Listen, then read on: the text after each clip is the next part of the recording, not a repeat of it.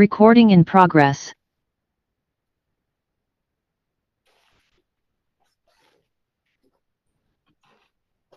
Okay, good morning, everyone. My name is Councillor Harry Saville, and I'm the chair of the Democratic Services Committee.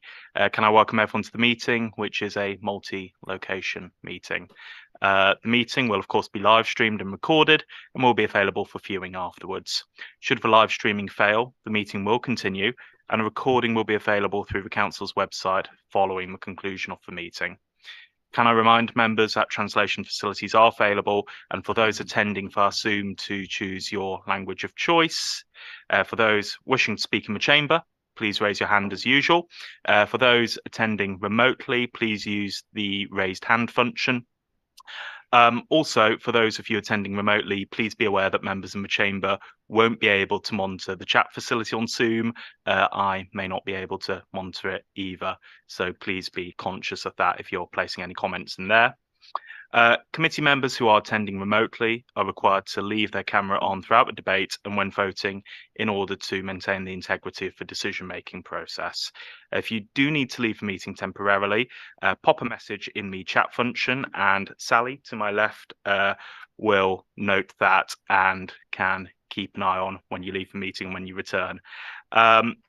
As always, we expect everyone present and participating in the meeting to conduct themselves appropriately and be respectful to each other. That applies to members, officers, and anyone in the public gallery. I can see we haven't got anyone today. When I open up the debate to members, committee members will be asked to speak and put their questions first, followed by non-committee members. We'll go through the pro forma bit that relates to our constitution. Whilst we don't wish to stifle debate, can I remind members that any questions should be focused on the subject matter and avoid repetition.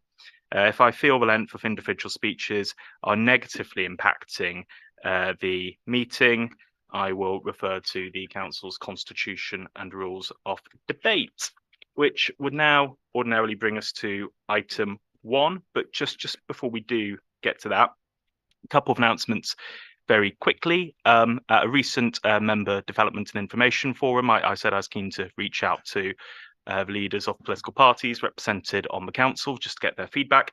As the member development champion and as the chair of this committee, I've had some really constructive meetings with Austin and John from Plaid Cymru and the Liberal Democrats, and obviously I've had communication with Cheryl, with Hannah, Anne, and Charlie from our other groups. So thank you for that feedback. I'll be looking to discuss that with Sian sooner rather than later. So that's the first one. The second one, some of you may have recently seen the internal audit report that Democratic Services have had. This relates to their electoral registration process. It's a really positive report. I think it gives a glowing overview of the work that our Democratic Services team have done. So I'm sure we'd all like to congratulate Sian Williams on that. And I'll be looking to circulate that to the wider membership shortly.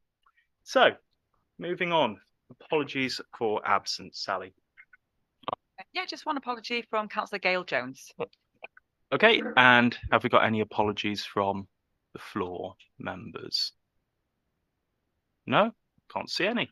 Okay, that brings us on to what I believe should be item 2, declarations of interest under the Code of Local Government Conduct. Members are reminded to both declare the interest and the nature of it. So, have we got any interests? Can't see any. Perfect. Okay, item 3, urgent matters. There aren't any, which brings us to item 4, the minutes of the previous meeting. These are included within your agenda pack. So, take it members have had an opportunity to review and read the minutes. I'm happy to propose that they are correct record. That's seconded by Councillor Chris Cater. So can we have a show of hands, all those happy that those minutes are correct record? Lovely. Are there any against? Nope. Any abstentions? No. I can see Paul gone. This is my first meeting, so I wasn't there. So don't worry. It's totally fine. Totally fine. I understand that entirely. Perfect. Okay, and that brings us on to item 5A, the draft public participation strategy. So I will hand over to Sian Williams to take us through the report. Sian. Thank you, Chair. Thank you, members. The report hopefully is self-explanatory, but I will go through it for members' benefit and public benefit. Local Government and Election Wales Act 2021 introduced a new duty for local authorities to encourage local people to participate in the decision-making process. And there is also a requirement for local authorities to publish, and they have to consult on and regularly review a public participation strategy. Today we're seeking endorsement of the draft strategy in order to begin that 6-week period of consultation. For information, the draft strategy has been discussed by our Community Involvement Network, which is a group of officers that meet regularly to talk about different community engagement opportunities. It's been to the strategic management team and they've had input into the draft. And it was also discussed in quite a bit of detail actually by our Democratic Services Committee working group. Taken on board all those comments, recommendations, and we've revised the draft which is attached to this report today. The strategy is, as far as I'm concerned, a bit more detailed than we would normally have in a strategy, but it is the requirements of section 39 of the Act that says that we have to include certain things, and those are listed in paragraph 3.2 of the report. And then paragraph 3.3 goes to explain that the aim of the strategy is to support and encourage decision making, which is informed by, understands and reflects the diversity of the communities in our council area. Guidance in support of the Act recognises that councils may already have numerous participation pathways relating to participation in the democratic process, and these can be brought together under the umbrella of this particular strategy.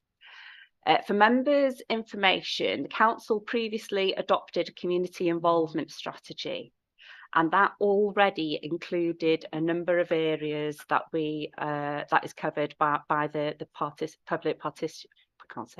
public participation requirements and the new duty that we now have.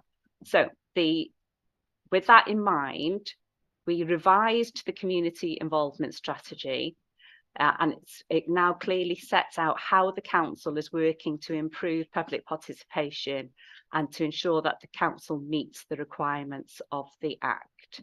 The draft is attached to the report, and you'll see at the end of the strategy that there are some key actions to improve and strengthen the council's engagement and our public participation methods. In terms of today, we are looking for support to go out to public consultation. So that's paragraph 2.1. And then just to note that after the consultation period, we'll obviously take on board any comments that we receive as part of that public consultation, bring a further report back to this committee before the strategy is finally adopted by council. I think one thing that I would like to flag up, and I have had a brief conversation with the portfolio holder, is that I'm very mindful that the strategy that was previously agreed was called the Community Involvement Strategy. This particular Act requires us to produce a public participation strategy. So at the moment, there's a bit of uncertainty. What do you want us to call it? So we would really welcome a steer on that. From my point of view, it's important that it is what it says it is, what's easily understandable by the public. So like the committee to give us a steer on that, please. But yeah, Chair, happy to answer any questions. Okay, Sian, thank you. Right, would anyone like to make any comments, observations? Rightio, go on. Not so much as a question as I just welcome anything that helps the public have access to information, especially before decisions are made. Because as a local councillor on county and town, I'm struggling to get that information myself, and decisions made without my knowledge. So I welcome anything that involves the public and the decisions, because they have that right. So great.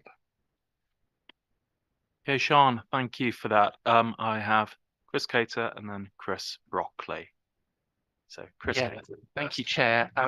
I just think that given the local government elections, Wales Act 2022 is quite specific about public participation. I think we should still call it the public participation strategy. It's wide, and yet it does emphasize participation, which I think is a bit stronger than involvement. So I would support that we propose that we still call it the public participation strategy. Yeah, there are loads of cascades of effects from this legislation, and this is really strong one, which I feel we can embrace and really develop. And as Sean said, that we've got a long way to go with a lot of our communications on various initiatives and coming from the council. So I really do support that. This time last year, Sean and Kathy and I went to a diversity and democracy conference in Venue Cymru, and we discussed a lot about public participation. And really, I think it is encompassed in this strategy. I don't know what Kathy feels, but I feel it really is presented very well. And I'd like to thank Sean for the infographics and all the coloured bits, and it just brings it alive a bit better. Thank you, Sean. Chris, thank you. Right, I'll bring in Chris Brockley and Kathy Augustine and then Paul Lucock. So, Chris, online. Thanks very much, Chair. Can you hear me? Yep. Thank you. Just to elaborate somewhat on what Councillor Sean said, the information trail is very important, and as a councillor myself with access to all the emails and all the other bits, it can be quite problematic to try and trace back where the decisions have come from and what committees it's been through and what iterations have happened along the way. I end up having to email Democratic Services asking for the report on this or report on that, or where's the best place to find such and such. The storage facilities in Mocktra being one of the big hot potatoes, with about 6 different reports on that before you even get to the one that you're actually after. ModGov looked like the solution at one point. I could see how that would work, but it was only there for. And I know Sean Brownman's working on, trying to get that back up and running and that, but I'm not sure that the public have access to that or would be able to go within that to try and, and it's not neatly stitched together. It doesn't show what documentation precedes it, what documentation feeds into it, and where those decisions were made that I could see at the time. So again, as Sean said, we do need more transparency with that documentation and that information, so we can point members of the public to, this is where the decision was made and this is how it's fed in and this was your opportunity, etc., etc. So I would welcome some form of indexing or some sort of database system that easily fed in without being overly onerous with regards to that. I have another comment just on consultations, if that's okay. I mean, I saw within these things that there were, recommendations for more consultations and more input with that. I mean, consultations shouldn't be, whilst we're looking at doing more and more and more, they shouldn't be onerous, So, but having said that, they shouldn't be restrictive, so that members of the public can't go slightly off topic with something that's by the side. I'm wondering, could computer technology be used a bit more to collate comments rather than putting the onus onto officers and stuff? Could we not have, maybe rather than the report being there, then a link to all the different comments, and maybe us as members go through those comments and take a brief snapshot of what's going on? If there was some way of, collating them in a way that, these are negative, these are positive, I'm not sure. But, I do think that we're not helping ourselves and the public with this trail. It's all there, but how do you find it and how do you navigate yourself through that? I mean, I've only been here for, this is my 2nd year. I'm struggling, and I'm an IT person. You know, how does a member of the public, how do other people strum it? So those are my 2 comments, Chair. Thank you very much. Chris, thank you for that. I'll bring Sean Williams in just to pick up a couple of those points. Yeah, thanks, Councillor Chris. I mean, my response is specifically around your comments to do with the history of an item, if you like. And absolutely, I agree with you. That's an area of work that we really can improve on in our team. The technology is there. It's about linking the topics within the database, and we haven't got it right, and we do need to make improvements on that. It works sometimes if a report comes through to us and it is obviously the same topic, then we can link it. Sometimes a report comes through and it's been called something else, so we won't necessarily make the connection to previous discussions. But sorry, I'm rambling now. But yes, it is just an area that we can and will improve on. Can I just briefly come back? Because I forgot one thing as well, Chair. No, go on.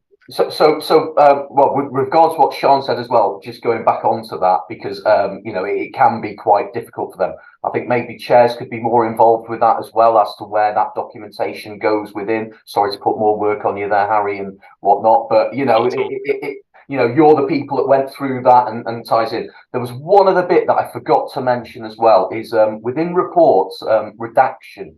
A lot of reports, the whole report is redacted because of one paragraph, and I find that quite, you know, it's not very transparent at all. And I would push toward. I mean, I've gone in where I've not been able to find the actual pack that I've got in my email because I've hidden it, or I've put it in, you know, I've put it into the archive. So I've gone onto the public pack, and then there's whole sections that are missing because of some sensitive commercial information, as far as I can see, because that's what you know, the legal advice has been. And then there's like, you know, 10 pages redacted, all because of 1 or 2 paragraphs. As far as I can see, I know you're pulling a bit of a face there, Harry. I can see you're big on my screen, so I might be wrong there.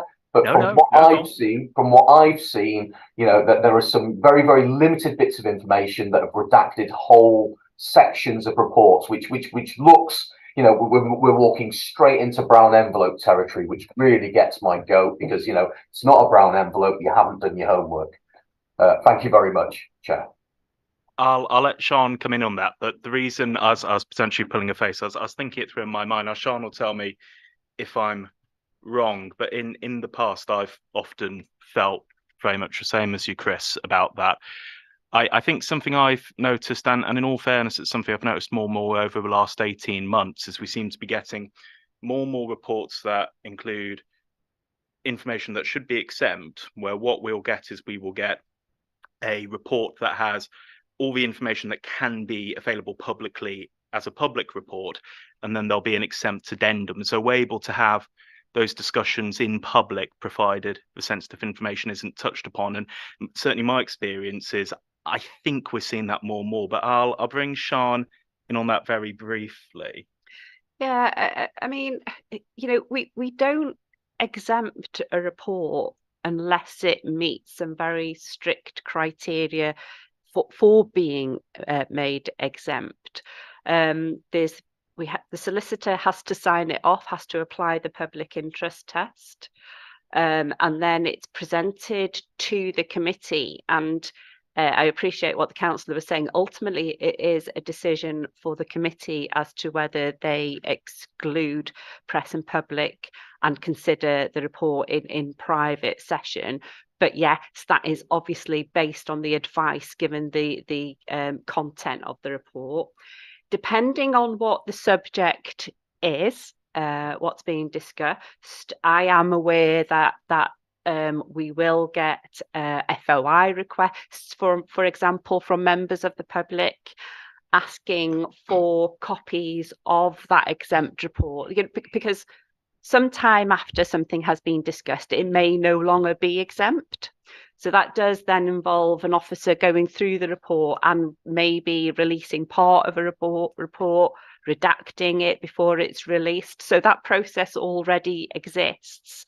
There are some instances where something doesn't become non-exempt. So if it's personal data, that's unlikely to become non-exempt at some point. But I can assure Councillor Chris Brockley that we don't apply the rules around making a report exempt unless it absolutely meets that criteria.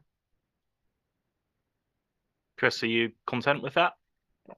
Or partly content at least? Yeah, I mean, the specific thing I'm talking about is Market Hall most recently, and there were whole sections of that were exempt, and it was said that that was because of sensitive commercial information, and that was only 1 or 2 paragraphs within that, and it's happened a couple of times. But I'm not saying that we exempt things willy-nilly. I'm just saying, does all of it need to be exempt? Because it does look very, very suspicious, especially when that we're dealing with all these things and, it's a backhander, isn't it? No, it's just that section there. Well, why is the whole thing, but, that was all my comment. And I'm not having to go, particularly, I'm just saying that, that's my observation as I've been doing my research into bits and pieces. Thank you very much.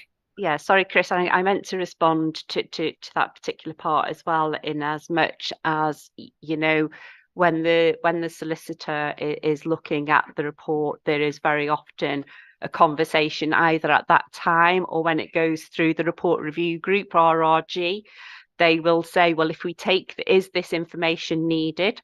If it's not needed in terms of the information you require to make an informed decision, then it is possible that that exempt confidential information can be taken out to make it an open report. And those conversations do take place regularly. That's one of the purposes of Report Review Group, RRG, because they are very much, if it can be discussed in public, it should be discussed in public. Okay, right, we'll move on. Kathy Augustine next. Kathy. Thank you, Chair. So I'd like to make a couple of points, but first of all, not to lose sight of meeting procedure, I want to formally second Councillor Chris Cater's proposal to call this our public participation strategy. So with all documents, strategies, guidelines, etc., that come to various committees, they are often very comprehensive and cover everything that needs to be covered. But I always raise the point about this needing to come to life and also to be accessible to the public. Councillor Chris Brockley's point about navigating information and how the public can join that up to be fully informed about a particular issue is really important. And alongside a document, I welcome real concrete actions that improve the transparency of our work for our communities. Thank you. Kathy, thank you for that. Right, Paul and then Anne. Paul. Borada. I've got my sheet this morning from Nia and Shard, and I'm really grateful for this, and I'd like to note, if it's possible, thanks for that. It still feels quite intimidating, even having this sheet in front of me, because I've still got to take the risk, for example, of pronouncing the term for apologies for absence, for example. And so I'm sure when I do that on other occasions, I will mangle that pronunciation completely, and Austin will raise his eyes towards me. But it is a good start for me, and I'm grateful for that, because I did sign up for the course when I was first elected, all gung-ho, and then I realized just how much work that course involved, and I just had to retreat gracefully because I wasn't even coping with all the other demands on me. So but it's a good step forward, and I'd like to put that on record. My second point is I'd certainly like to support what Sian and Chris have been saying, because I also, as a relatively new councillor, in listening to my residents, they really struggle And of course, even a resident who comes to a councillor is a bit more sort of confident or got something about them, and you know, they want to get to the bottom of something. And it is often problematic. And I don't think, I think we acknowledged, didn't we, in the peer review document, that our communications are not always great. So I think that the only thing since I was elected that publicly I've disagreed with our leader about was the issue of consultation.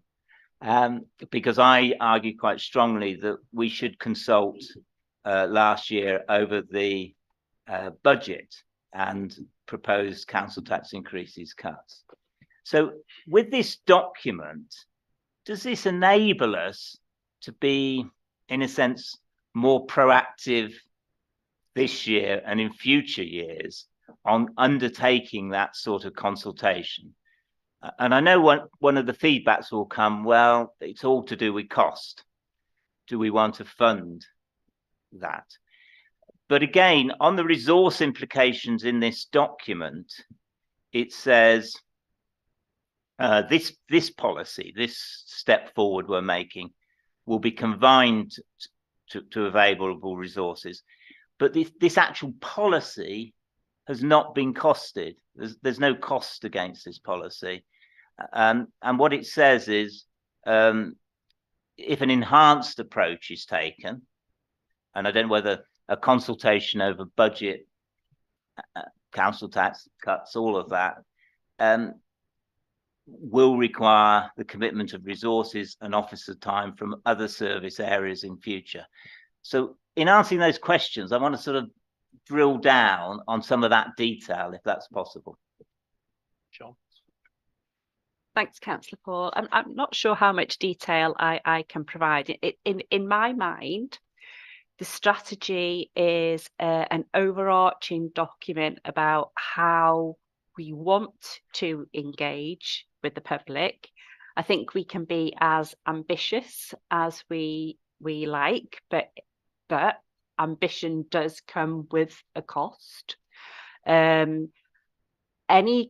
conversation around consultation, public consultation to do with budget setting, I would imagine would come through as part of the decision-making process. So from FROSC, but I'm guessing ultimately it would be a cabinet decision as to whether a decision is made to go out to public consultation on the budget.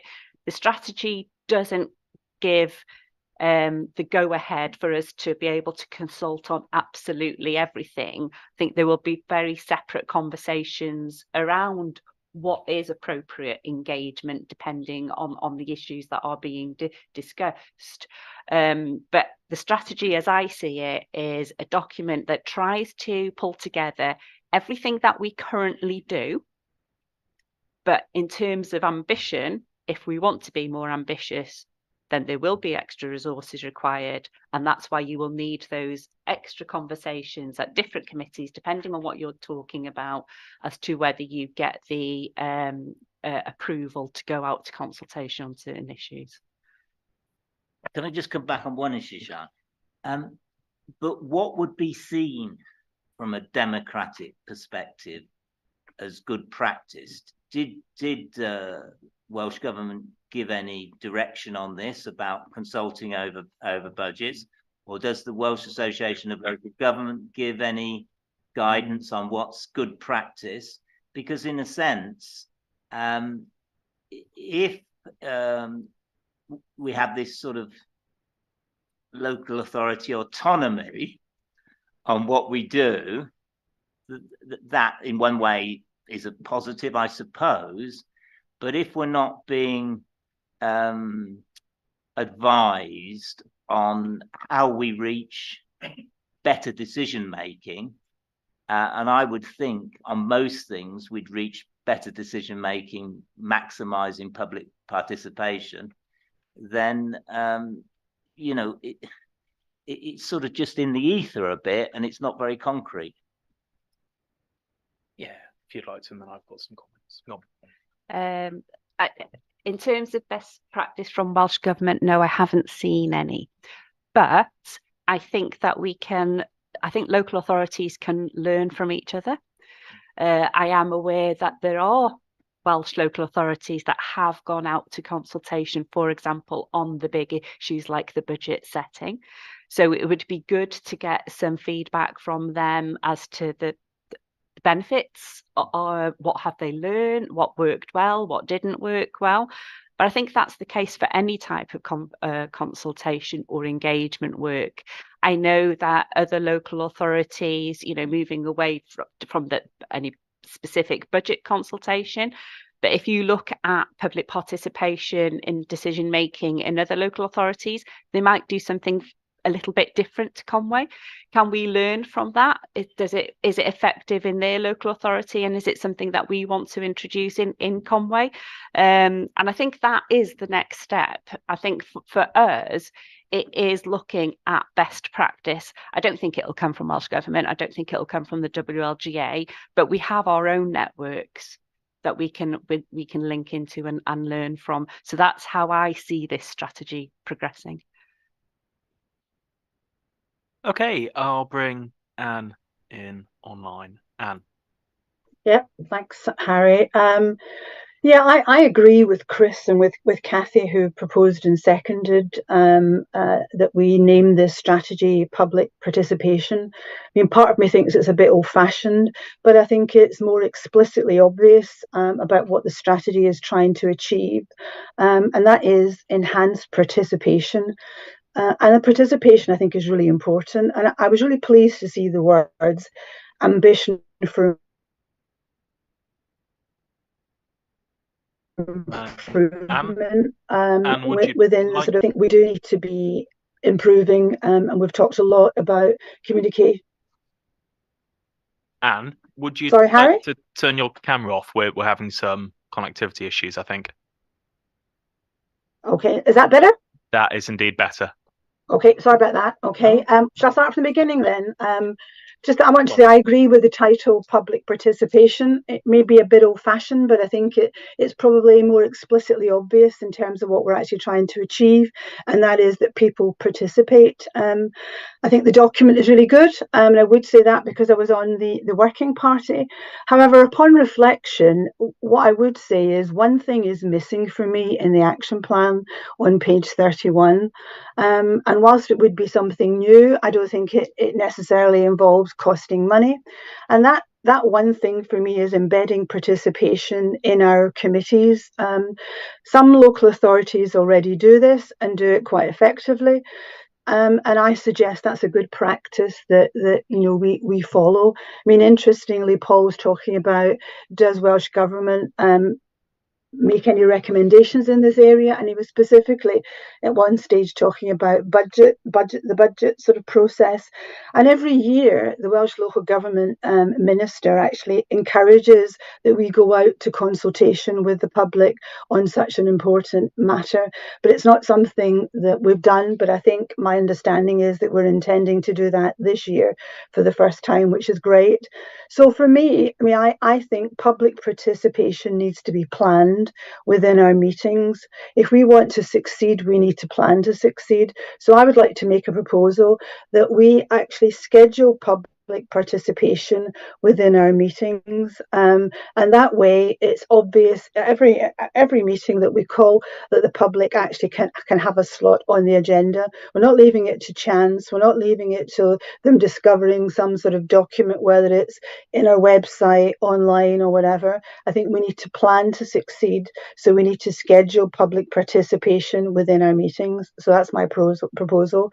We don't have a strong track record in public participation, and I think this would be a key enabler of making that happening. Thanks, Chair. Okay, Anne, thank you. Okay, we'll just come to that proposal in a moment, because there were a couple of comments I was going to make. Firstly, just picking up Paul's point about about best practice. Now, totally appreciate the comment Sian has made about doesn't appear to be best practice coming from Welsh Government or the WLGA.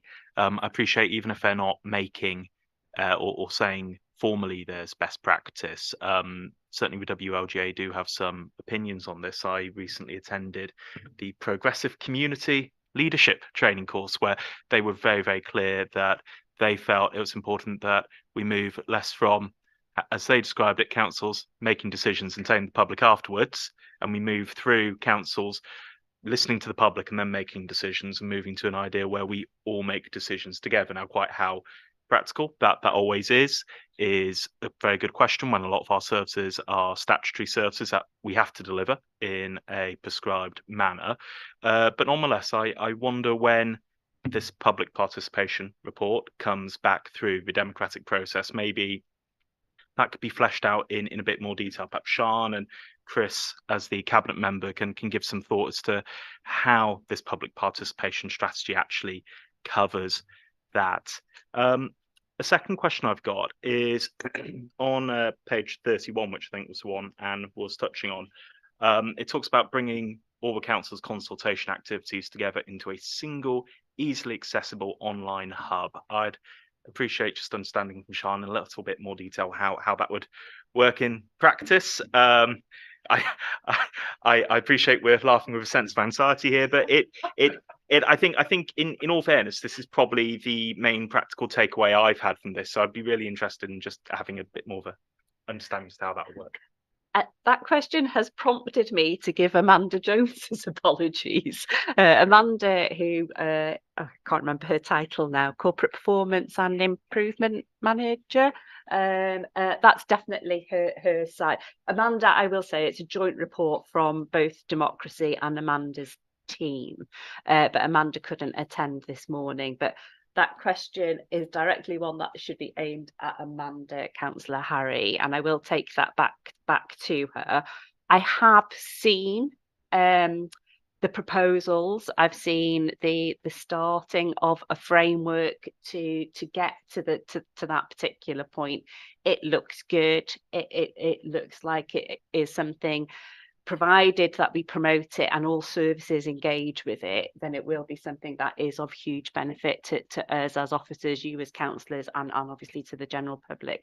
So if I'm going to say I can't answer that question, but I will take it away and ask Amanda to give you a better explanation, if that's okay, Councillor Harry. That is absolutely fine, Sian. Thank you. Can I, sorry, whilst Yes, I have the microphone, can I just clarify with Councillor Anne? Councillor Anne, are you proposing that is an additional action within the strategy? Because I think the purpose of today's meeting is just to get the go ahead to go out to consultation for the draft strategy, and then there will be opportunity later on to look at the detail as to how we achieve and make improvements around the engagement side of things. Yeah, I mean, I take your point, Sian. I think I'm actually proposing that we include it so to really strengthen what our action plan looks like to the public when they actually make comments as part of the consultation. And I think it's a real signal as well within what we ourselves, before we consult, have within the action plan, that we actually put public participation in our meetings. So I'd really like to strengthen the action plan that goes out to consultation so that we specifically get feedback from the public. Thanks, Sian. Okay, Anne, thank you for that. Funnily enough, I was going to pick that point up in a couple of minutes, but Sian is beating me to it. No, that's fine. So, Sian, would you be happy with just a line in there, something along the lines of we promote public engagement in our democratic decision making? Within the action plan. Yes, within that, how would we achieve our objectives? Yeah. Excellent, good. Okay, right, we'll come to that in a couple of minutes then. I'll bring in Nigel Smith online. Nigel. Thank you, Chair. Thank you for allowing me to speak. Well, I welcome this community involvement strategy. But the biggest problem is getting the public to engage with consultation. That's the big problem. I don't agree with Councillor Anne. I think the problem is that you're opening up the floor then to those people who have an axe to grind against this well-run and very functional county council. Over my 10 years as a county councillor, I've seen thousands of pounds spent on public consultation. but very, very little engagement from the public. And I think in these austere times where we're watching every penny, we need to be very, very careful on where we spend that money. And excessive public consultation just doesn't pay back in my mind. I like to prefer to think that as a county councillor and as a town councillor, I'm the conduit between my residents and town council and county council. And if they've got any issues, they let me know. And that's my duty then to disseminate that information to the council and get their issues fixed. And I think, you know, holding meetings and asking the public to come along, it doesn't pay a good enough dividend for the cost that it actually represents financially and in officer time. Thank you, Chair. Nigel, thank you. Sharon, and then we've had a couple of proposals, so we'll look to wrap up the debate then. But Sharon, over to you. Thank you. First of all, I'd like to thank Sian and the Working Party for putting this together. It's a really, really good document. It's easy to read, easy to understand. And I think when it goes out to the public, it will be welcomed. The word best practice we've heard used several times this morning. I'd like to propose that best practice, which fits exactly into this page, what is community involvement, is the consultation work carried out for the Levelling Up Fund for the RSPB pathway, which affects the residents of Glanconway. We had a situation where we had a group of people who actually hired the church hall to propose a certain route for that pathway. We then had the stakeholders, the third parties, the council and the Welsh Government coming and doing a consultation, and the result was very, very different. We had almost 200 people into the church hall in Glanconway, and they were given the opportunity to ask questions, to air their views and to put which route they would like. And the outcome was very, very different from what had been perceived a few weeks earlier. So I really welcome this. And if you're looking for best practice, Sian, come to Glanconway and interview our, if you want a best practice document on how a well-run consultation involving third parties, the residents, stakeholders works. It was brilliant experience. So thank you. Yeah. I agree wholeheartedly with Councillor Sharon. We have got some really good examples of how we've consulted well with the public.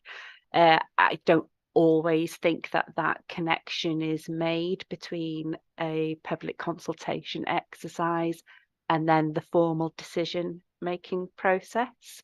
I think that's something that we can improve on, making sure that people that are participating in a public consultation exercise actually know what the end game is, where that decision, where their comments and feedback are going to ultimately end up in terms of informing the decision-making process. But absolutely agree that there are some really good examples of best practice within Conway. Sean, thank you. Sharon, would you, because conscious you said you wanted to propose that, sorry, is that something you'd be happy if that was circulated amongst officers? Because I think realistically that's something for officers to bear in mind when they build their consultations. Yeah, absolutely. And we've always got willing people in Glanconway to put their 5 pence in. Excellent. Okay, well, thank you for that, for flagging that up. And I'm sure that can be noted. Sean is nodding. Okay, look, we'll come to wrap up the debate now. So we've had a couple proposals. I'm conscious also we have a recommendation, which I'm not 100% sure if a recommendation has been proposed, but I will come to Chris and Kathy. Chris is nodding and Kathy, was that a nod? Excellent. So Chris and Kathy, tell me if I'm wrong here, but have proposed a recommendation, which is essentially that we approve the draft public participation strategy as the basis for the consultation described within the report. So we go out to consult on the draft and that we receive a further report setting out the results of that consultation, and then we can progress it from there. And just to be clear, that is with the one change that the strategy is renamed the Public Participation Strategy. Excellent. Okay, so we have that as a proposal. Now, Anne, I believe, made another proposal as well. So I think we should take that as an amendment, shouldn't we?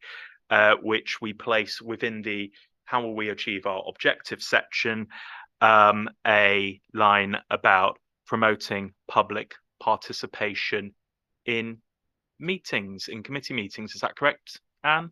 No, it's a bit more active. It's a bit more active and a bit more ambitious than that, Harry. Okay. In the sense that it would embed public participation into the agendas of our committees. So there would be a slot for public participation, that if any member of the public wants to talk to a committee, that it's there within the schedule, that they would be able to do so in conjunction with the Democratic Services team. So it's embedding participation within the committee agenda. Okay, fantastic. And thank you for clarifying that. So members are clear on the proposed amendment there. Now we need a seconder for that, and that's been seconded by Councillor Paul Lucock. So we have an amendment, we have a main recommendation. So we'll take a vote on the amendment first. Can we have a show of hands? Sorry, can we have a show of hands? All those in favour of that proposed amendment?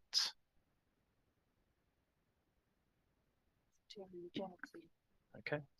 And any against?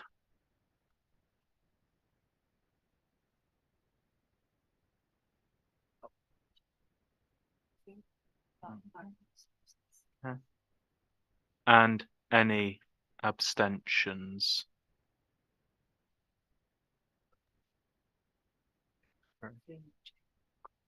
Okay, so that amendment is lost with 3 votes in favour, 6 votes against, and 3 abstentions. So that brings us on to the unamended proposal. So can we have a show of hands, all those in favour?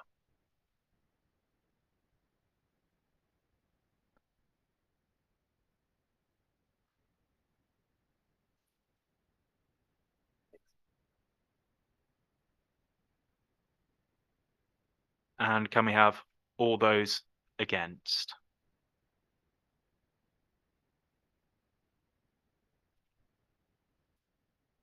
Okay. And any abstentions? Okay, right, so that passes with 13 votes in favour and 1 against. So members, thank you. We will now move swiftly on to our next item, which is item 5B, the draft annual report for the next financial year from the Independent Remuneration Panel for Wales. And I'll hand over to Sian Williams again to take us through this report. Sian. Thank you, Chair.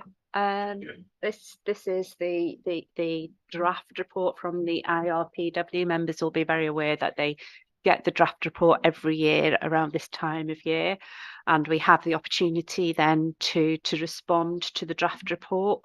There are some set questions by the IRPW, but they are also very welcoming of any other comments, feedback that we want to make as part of the consultation. I think for the benefit of anybody watching the live stream or the recording, I think it's important to emphasise that the Independent Remuneration Panel for Wales is a panel that was independently set up of central and local government. Its remit is to determine the range and levels of allowances payable to county and county borough councils and others, so the National Park Authorities, Fire and Rescue, town and community councils, etc. Within the report, the IRPW states that its goal continues to be to ensure that the levels of remuneration are fair and reasonable, and that their aim is to continue to align levels of remuneration within the context of average Welsh earnings. And this has meant using the annual survey of hours and earnings within Wales, so it's referred to as ASH. as their main benchmark for setting remuneration. For 2024-25, the IRPW have focused on 3 main issues, and those are affordability, payments made to co-opted members, we sometimes call them lay members, and then also the reporting requirements for community and town councils. In terms of affordability, paragraph 3.5, the IRPW is required to take into account what it considers will be the likely financial impact on relevant authorities of its decisions. I've inserted a quote there from the IRPW full report. Whilst the total cost of your remuneration for elected members is relatively low in terms of overall budgets, the panel were mindful of the heightened economic and fiscal strain on principal councils. In reaching their decision to continue the link between elected members' remuneration and the average earnings of their constituents, the panel remain of the view that a fair and reasonable remuneration package will continue to support elected members and not act as a barrier to participation. This is an important principle underpinning their considerations on appropriate remuneration. So in terms of what they are proposing, basic salary paid to elected members is based on full-time equivalent of 3 days per week. And they do review that. They survey local elected members to see whether there's an increase or decrease in the level of work that they're undertaking. I think it is important to recognise, because it did cause a lot of disquiet reported by the press, disquiet amongst the constituents, quite rightly, that in previous electoral cycles the remuneration of councillors fell behind their key benchmark of ASH, which resulted in a significant uplift in 2022. So the timing of that was not great, given that we were coming up to local elections in 2022, but that was the determination of the IRPW. The IRPW wants to retain the link between the basic salary of councillors and the average salaries of constituents. So as such, they have aligned the basic salary with 3/5 of the All Wales 2022 ASH report, which is the latest report that they have to hand in order to do the comparison. I'd like to emphasise as well that all senior salaries include the basic salary. So I think for members, paragraph 3.11, obviously the full report is attached to this report, but the determinations that are being put forward, or the draft determinations being put forward by the IRPW, are to increase the basic salary from 17,600 to 18,666. To increase the leader salary to 62,998, increase deputy leaders to 44,099, increase the payments to the executive members, the cabinet members to 37,799, and then committee chairs increased to 27,999. Similarly, that the same payment for the civic head. And then a deputy civic head, a payment of £22,406. And then just to note that there are no further changes to the payments and benefits paid to elected members. So those are around travelling cost, subsistence cost, cost of care, etc. So it's the same rate that will apply in 2024-25 as it does this year. In terms of those proposals, you will see that under the resources heading, that has an impact of around £78,000, an additional £78,000 for the council's budget. And then I think if it's okay with the chair, I'll go to the other two aspects that they've been looking at. So it's payments made to co-opted members. So the previous determinations have been around payments to co-opted members, lay members, based on either a half day's work or a full day's work. I think the IRPW now recognise that the ways of working are changing, and that's meant a move towards more frequent use of online meetings and training courses, and they can often be quite short, but more regular. I think it's important to flag up that within Conway, the changes to the remit of the Governance and Audit Committee has resulted in lengthier meetings. So you're very mindful that we have significant amount of lay members on that particular committee. So within the draft report, the IRPW state that consideration is given to moving to an hourly rate, but it doesn't think that that's appropriate for all instances. So their draft determination proposes that there should be local flexibility for a relevant officer. And once we have a final, if this appears in the final report, then we will take a view on who the relevant officer is, to decide when it will be appropriate to apply a day or half day rate, or to use an hourly rate where it is sensible to aggregate a number of short meetings. And then I've included within the covering report under paragraph 3.15 what those hourly rates are, what the half day rate is, and what the full day rate is. And then just very briefly, the third aspect that they particularly looked at this year was the reporting requirements for community and town councils. I'm not sure whether it's something that we will want to make representation on, but I think the IRPW has looked at this because they're very mindful of a continuing number of community and town councillors who decide to forgo all or part of their entitlement, and they strongly believe that councillors should be reimbursed for some of the expenses they incur whilst carrying out their town and community councillor duties. So they've made some changes to the reporting requirements, so it gives a combined figure rather than very distinct figures against different aspects, as has been the case in previous years. So it's just to flag that up to the committee as well. So yeah, I think that's it from me, Chair. Okay, Sean, thank you. So members, Paul has got his hand up quickly. So Councillor Paul Lucock first. Microphone. Quarry tag. And the reason I say fair play is I think the panel's done a good job on this. I'm not a councillor that's squeamish about accepting my pay or welcoming this proposed increase. I think I and most councillors work very hard for their constituents, their residents. They put in many more hours than the 20 hours, the 3 days, which is suggested.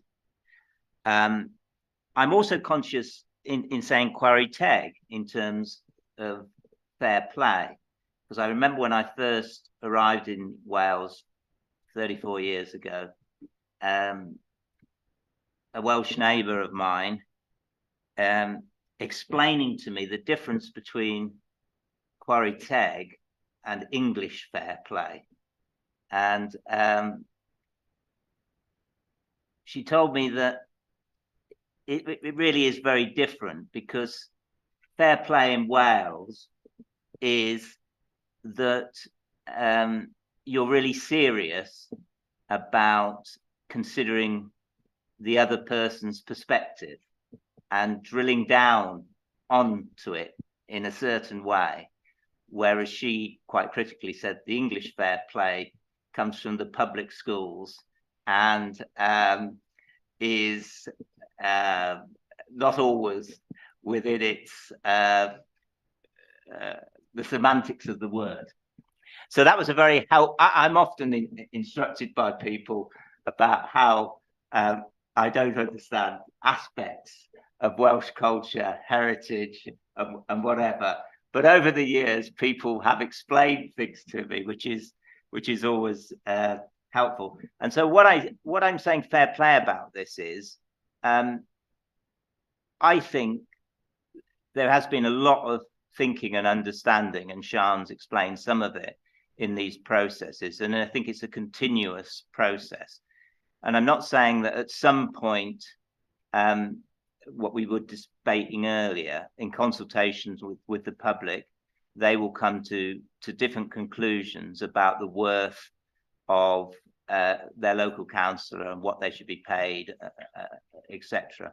But I do think this panel appears to be drilling down in understanding what's required, because my great hope is that we will attract, first of all, younger people to stand as councillors, and also much more diverse people to stand as councillors. And I think the only way we can do that is if we take this sort of panel's direction forward. Just on the cost of it, because that is the key issue. This is another budgetary pressure. And I think we do need to discuss that and debate that. And I know we will elsewhere. And I know last year that in democratic, in the process, there was a clear majority that we shouldn't take money from reducing the number of cabinet members or reducing the number of chairs or whatever to pay for these increases. So I acknowledge there's not a there wasn't a majority in the council to do that. But I don't think this 78,000, for example, should come out of savings or cuts in other council budgets. I think this 78,000, as it's paying for our salaries, our wages, should be the first call on the increase in the council tax. I know it's 0.1%, but I'd be very uncomfortable if this money to pay our salaries was taken out of another budget. Paul, thank you. I'll bring in Councillor Chris Cater. Chris. Just firstly, just a question to Sian. The increase in cost of the 78,000, does that include the fact that at present our deputy civic head does not take a remuneration? Does that include assuming that an incoming deputy civic head would be taking the uplift in salary that's there in 3.11?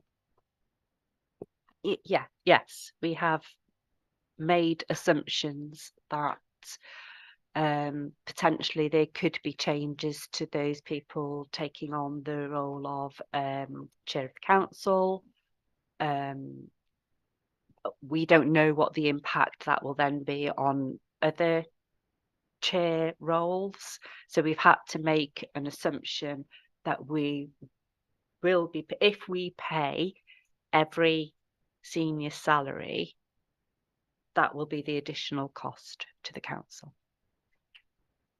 So in actual fact, we could minimise that by say deciding at full council not to pay the vice chair of the council, for instance. There may be other. Is that correct? That's correct, because that is one of the decisions. So there is discretion. There's no. So whatever the final determinations are that come from the IRPW, those are the final determinations. Those are the salaries that we have to pay. But Councillor Chris is quite right so that everybody is entitled to their basic salary.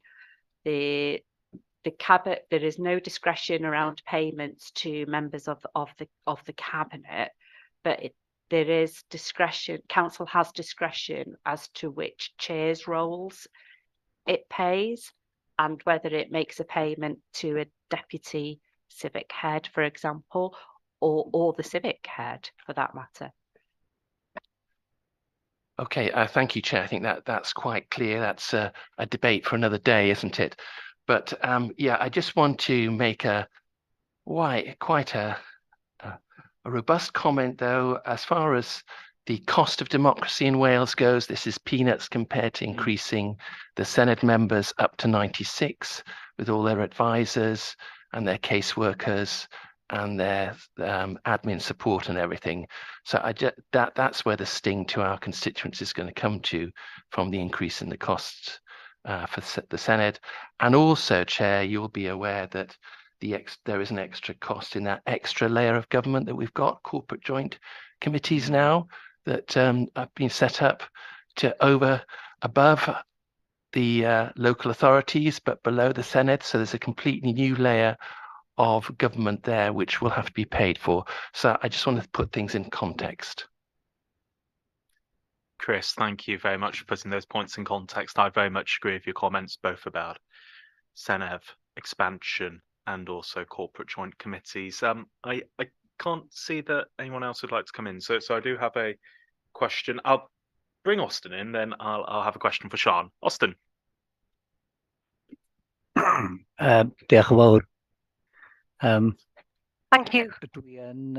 I'm very grateful for the comments that have been made, but as someone who was last year was having to go live on Radio Cymru and explain to people why, what was the reason we were increasing the tax nearly 10% last year, I would find it very difficult to go on the radio again at the end of March and facing people, well, you increased your pay.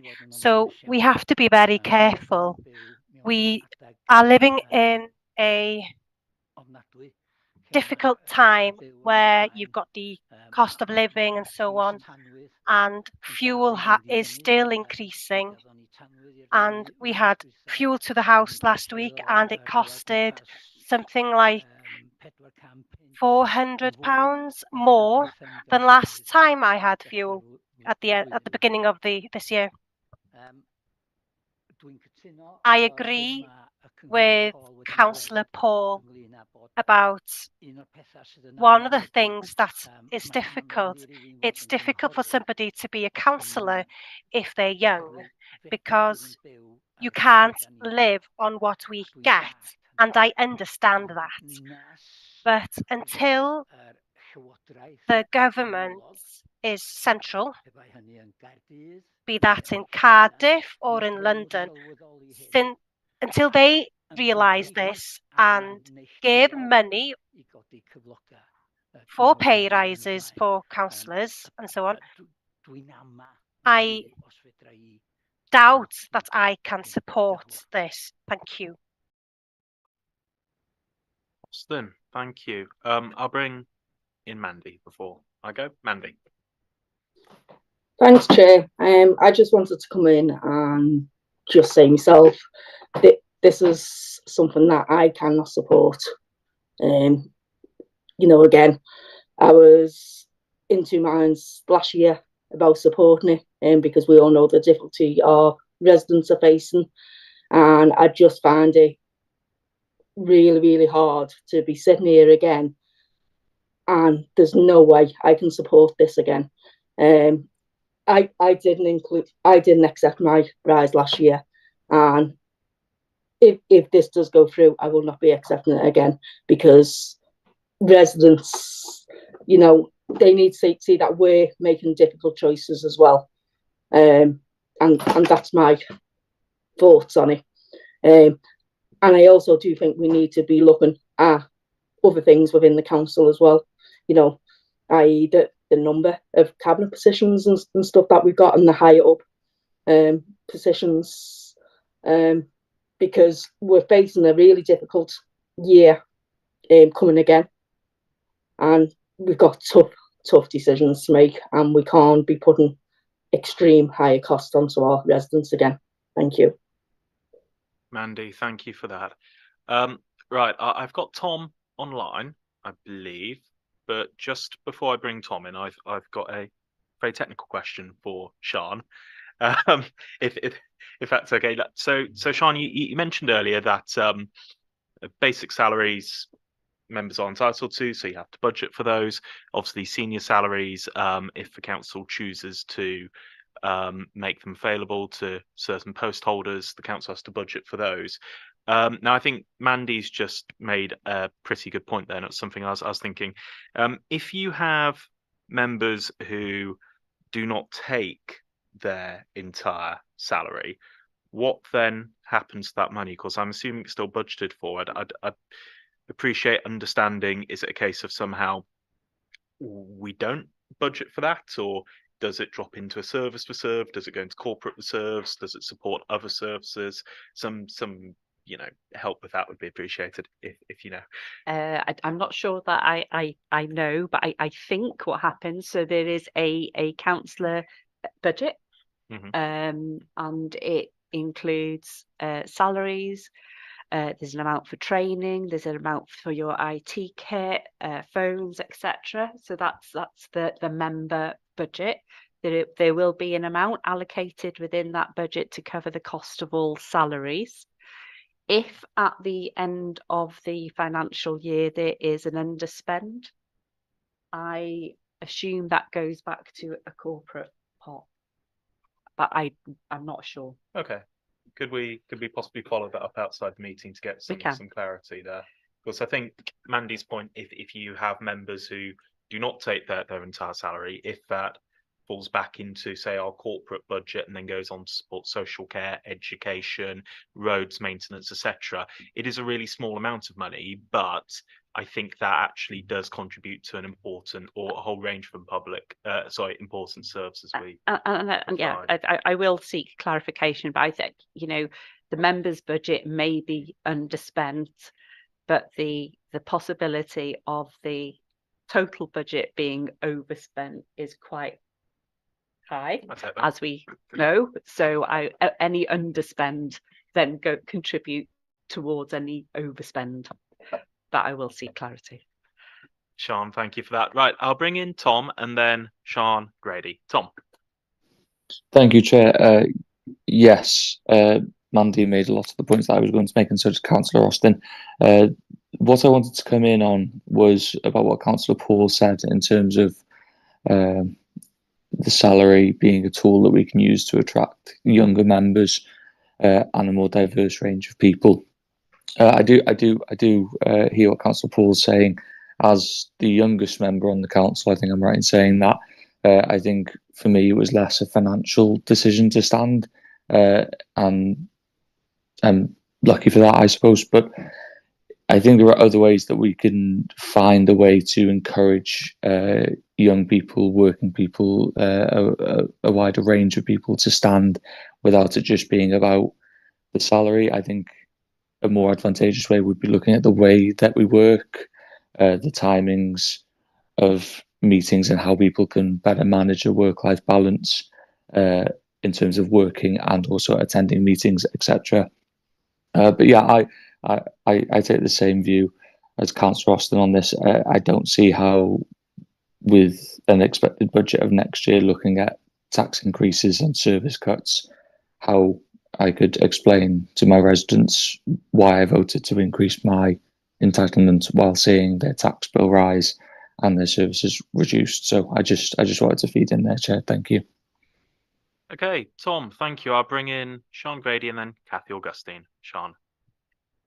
Thank you. I just want to agree with Councillor Austin really on this.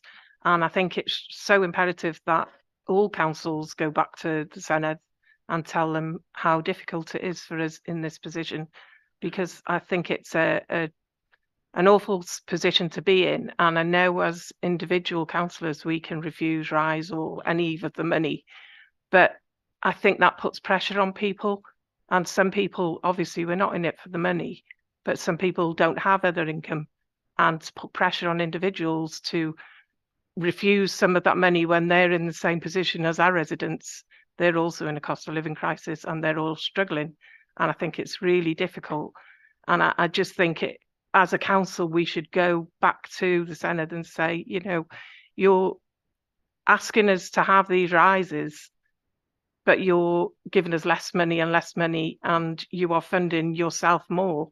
I really think it's we should harshly go back to them and tell them. Thank you. Sean, thank you. So I'll bring in Kathy, and then I've got Bernice McLaughlin online, and then Chris Brockley. But Kathy first. Thank you, Chair. I think we have to look at this in the round, really, because what I believe our residents are looking at is the value they get from us. So there is the salary, the stipend, but how many councillors claim expenses, for example? You know, I don't ever claim any mileage, for example. What is each councillor's attendance record like? So looking at this in the round about value for money, I have personally found myself the only earner in our household at a time of a cost of living crisis. So as others have said, you know, we often as councillors are also struggling. So it's extraordinarily complicated, and we can't have, you know, a 2 or 3 tier system. But we do need to understand, I believe this is about the value that we can provide to our residents, and hopefully that also will be how they see that, not just a black and white pay rise, as we've seen from reporting last year. Thank you. Kathy, thank you. So Bernice and then Chris Brockley, but Bernice first. Thank you for allowing me to speak, Councillor Harry. When it comes to my town council allowance, I can't remember when I have claimed that allowance. The money instead goes to the food bank, either to buy extras for Christmas or for Easter. By doing it that way, and by doing it on the town council's credit card, I actually increase the amount of money I can spend at the food bank at 2 difficult times. And I think we should look at what food banks are getting and what we're doing with our. I have no objection to people requiring the money to continue their activities. But if people don't want to take it, we could give any extras to food banks. Thank you very much. Bernice, thank you. Chris. Thank you, Chair. Yeah, just to pick on a couple of things there, and partly go again with Sian, or part of what Sian was saying. So we can't choose what percentage we take. It's an all or nothing thing. You know, we either vote it in or we vote it out. You know, we can't actually set the actual amount of the increase that we, it's up to us whether we take on that block thing. They need to go the step further. You know, it either needs to be a mandatory increase rather than a recommendation or not, because we just become, well, you know, we will get criticised for that. Myself, I've got a second job, so, you know, not taking an increase for me isn't that painful. You know, the money's nice, but, you know, I can live without it. There are people that are doing this on a single income. You know, this is their own income. So, you know, I'm a bit conflicted here. Myself, I would not be taking it, but I do accept that, you know, without taking an increase, it puts other people in a very, very disparate situation. So, you know, my recommendation would be that we very, very strongly indicate to Welsh Government and the panel that, you know, you either set these rates or you don't. You know, you can't ask us to do this on those recommendations as such. It's unfair. It's unfair to many people here that are represented in their communities and held accountable by their communities. It's either worth that money or it's not. Don't ask us to choose whether we think it's worth that money or it's not. I think I was clear there. Harry, yeah. Thank you. I thought you were, Chris. Thank you. Right, I'll bring in Chris Cater. Yeah, just following on from that, of course, this is an independent remuneration panel, and thank goodness we've got it, because I remember the old days, and I noticed Grom was on the in the meeting today, and he and I will remember the days when full council used to set the increase or otherwise in councillors' remuneration, and that used to be a terrible meeting, and really that was not fair on our residents that we were setting our own increases. So I'm so grateful we've got this independent remuneration panel, and I am quite happy to defend its findings.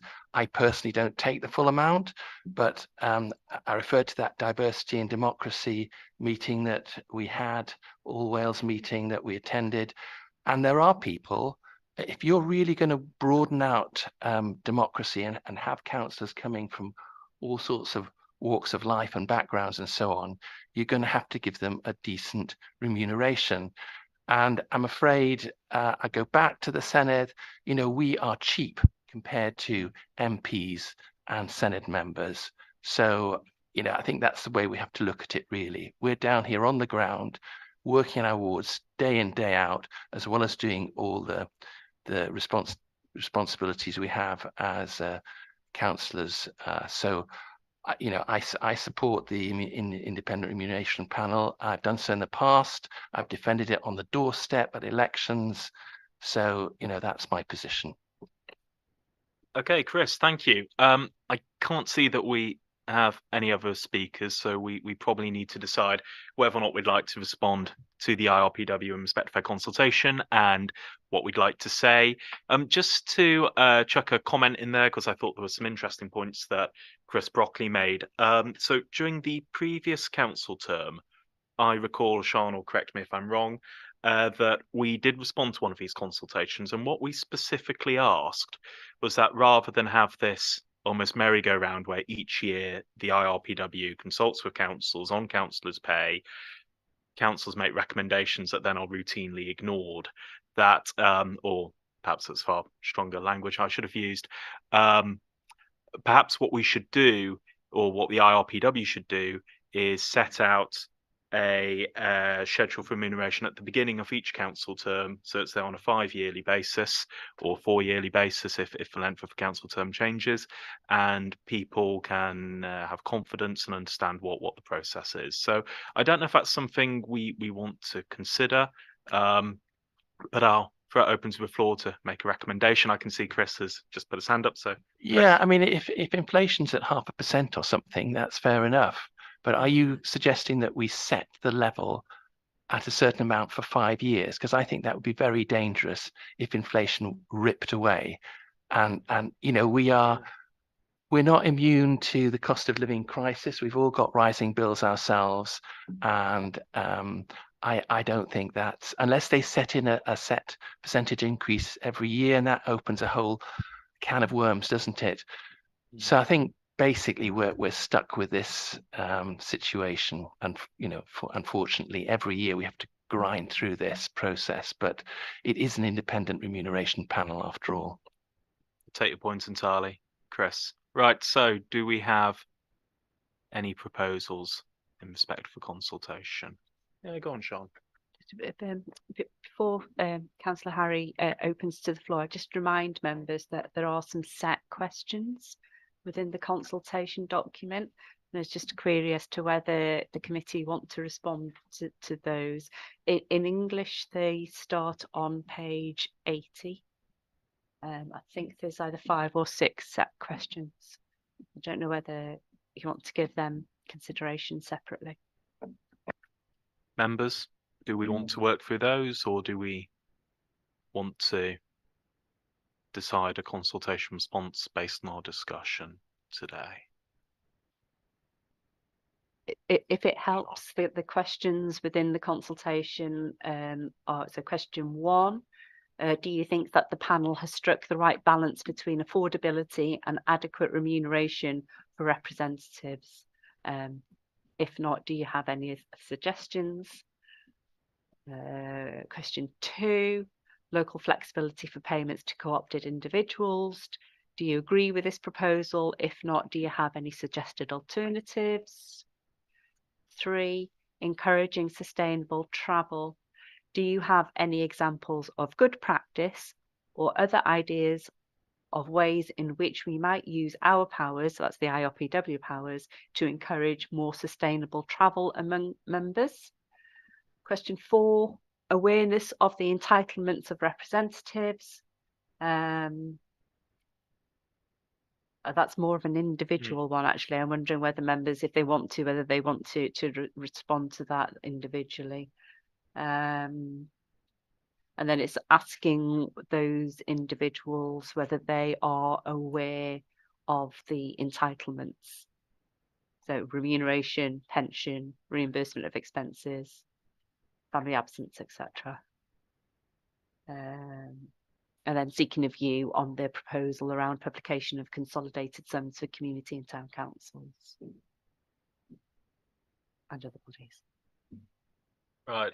So, members, do we have any thoughts? We can work through the questions. We can just decide a response to a consultation, or we could choose not to respond.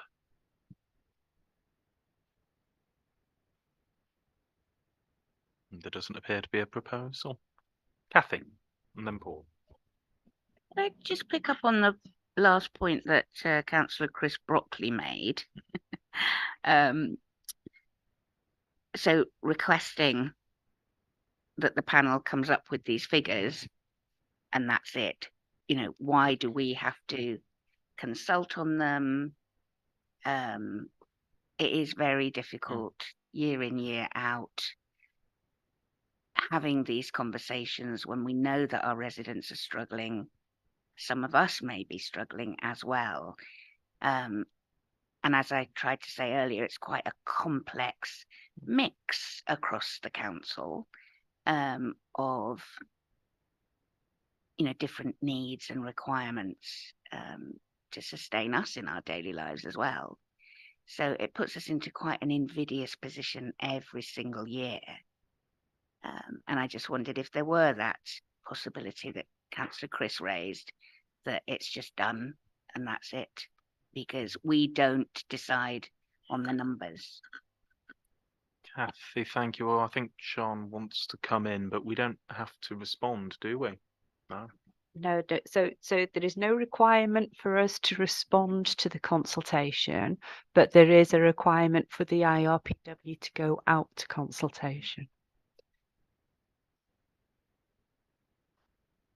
Absolutely get that. So all I was thinking of was, you know, we're having this discussion now. We will have it at full council again if we follow the pattern that we followed last year. Not and this it's a very difficult conversation, a difficult debate to have, you know, twice every single year. And because it is complicated and our residents are struggling themselves, it puts us in a really difficult position as elected members, is my feeling. I think that's the point Councillor Chris Brockley was raising. Okay, Kathy, thank you for that. So I've certainly had a flurry of speakers. So I've got Paul Lucock and Tristan Lewis, I believe, and then Sam Cotton. So we'll start with Paul, but just before we do start, Paul, I'd be really grateful for some sort of proposal at some point over the next three speeches, contributions. Otherwise, we'll wrap up at that point. Paul. Well, in my first contribution, I said that I was fully supportive of the panel's work and its outcomes. So I'm happy to confirm that as the proposal. As a lifelong active trade unionist, there is a process here that's been agreed to set my wage. That process has taken its course, and it has recommended what my wage should be going forward. I'm not squeamish about that. I will justify that to my residents. My residents quite rightly can say to me, Paul, you haven't worked hard enough. You haven't done a good enough job. We're not voting for you. And I'm comfortable with that. I'm absolutely comfortable with that. That's exactly how the democratic process works. So it's absolutely clear to me And that's why I said Quarry Tech. It's fair play. It's fair play. And I accept the salary, and I deeply respect people who take a different position to me. What Mandy said, I hear and I respect totally that position. But that's not me. And it comes from my heritage and history as a determined and active trade unionist, especially when I was negotiating my own wage. Paul, thank you. So can I just check before we move on, is that a proposal that we support the recommendations in the IRPW's report? Yeah. Okay, cool. So we've got proposal. So if Tristan or Sam might be interested in seconding it, that would speed things along. But I'll go to Tristan and then Sam. Diolch yn fawr, Mr Cadeirydd. Thank you, Chair. I'm not going to support the recommendation. I was going to say that we send the feedback from this committee rather than the points down on paper, like we did last year. If I don't know if anybody's listening, but that's the feedback and the discussion we've had this morning, and I think it's been very interesting discussion with valid points, and hopefully that feedback will go to the panel. Thank you. Tristan, thank you. Sam. Yes, thank you, Chair. I think I did propose last year that we go back to them and suggest that the amount is fixed for the term, be that 4 or 5 years. And I think it was, again, as it was this year, I think it was Councillor Cathy who pointed out that everybody has different circumstances. Some people, I work at the moment, that might not be the case next year. Some people are have lots of different circumstances, and so we need to recognise that. And also, the previous reports, we've just talked about public participation and getting more people involved in council and potentially wanting people to stand for council. So somebody could have a part-time job or a full-time job and also have the opportunity to stand as a councillor. And be that somebody on a low income or different backgrounds. So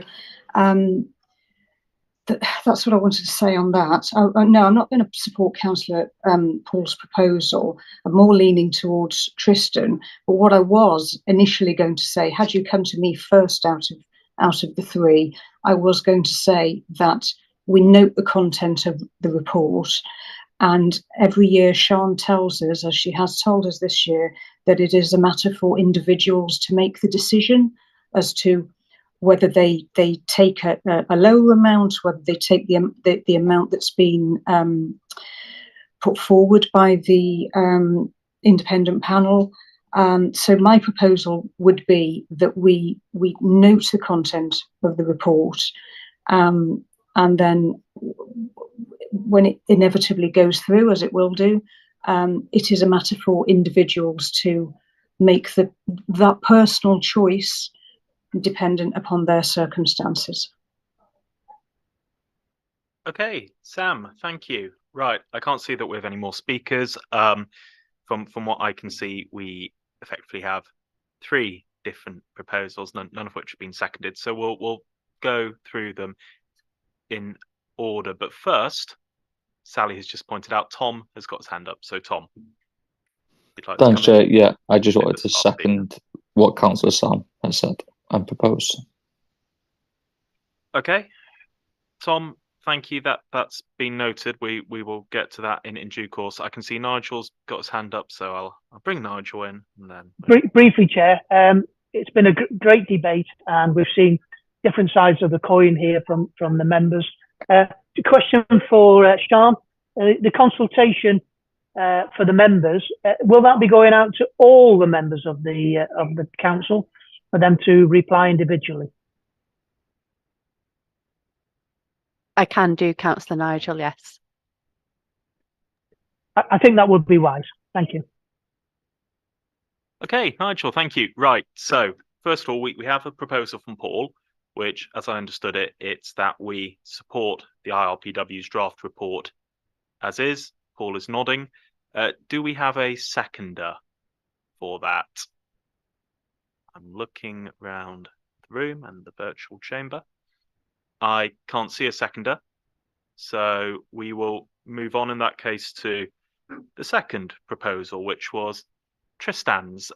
Now, Tristan, as I understood it, you said that we should write to the IRPW and share this committee's feedback. I've just checked with Sian, and one way we could do that is send them a copy of the minutes for this item, which I'm sure will capture the debate and the views raised by differing members who may have differing perspectives on this. So would you be happy with that?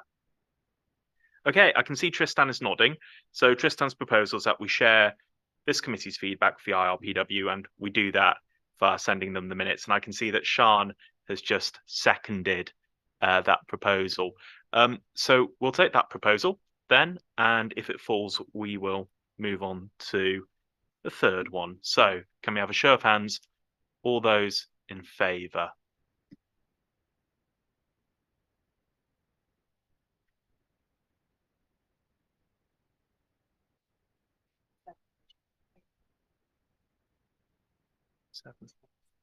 Okay. And can we have a show of hands, all those against? Okay, make that 2, yeah. And any abstentions? No. Okay, right. In that case, that proposal has been carried with 10 votes in favour, 2 against, and 0 abstentions. So we will be sending the minutes from this discussion, which will hopefully capture the points raised by members with differing opinions on this to the IRPW for their consideration. So members, that brings us to the end of our meeting. Our next one is, I am trying to remind myself, on the 11th of January. I'm sure I'll see you all before then, but until next time, thank you.